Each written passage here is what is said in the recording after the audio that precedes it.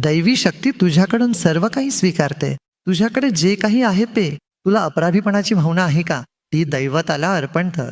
काटे असोत किंवा फुले, सर्व काही दैवताचेच आहे. म्हणून जे काही तुला त्रास देत आहे किंवा जे काही तू आतमध्ये धरून ठेवले आहेस ते फक्त सोडून दे. हे जाणून घे की ते तुझे नाही, ते शिवाचे आहे. शिवा अत्यंत वैयक्तिक आहे, तरीही तो सर्वव्यापी आहे. शिवा म्हणजे सौंदर्य, तरीही तो अदृश्य आहे. शिवा प्रत्येक कणात आहे. आपण जे काही पाहतो ते सर्व शिवा आहे आणि जे आपण पाहत नाही तेही शिवाच आहे. रात्रच तुला अनंततेचे दर्शन घडवते. दिवसा तू अनंतता पाहू शकत नाहीस. शांत रात्रीच्या वेळी बघ, या अवकाशात किती अगणित विश्वे पसरलेली आहेत, किती असंख्य चमकणारे तारे आहेत हे स्पष्टपणे पाहायला मिळतं.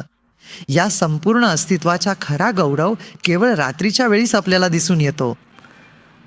आणि रात्री तुला बरीचशी गोष्टी दिसत नाहीत, बरोबर ना? त्याचप्रमाणे रात्र तुला आपल्या कुशीत घेते आणि तुला दिलासा देते.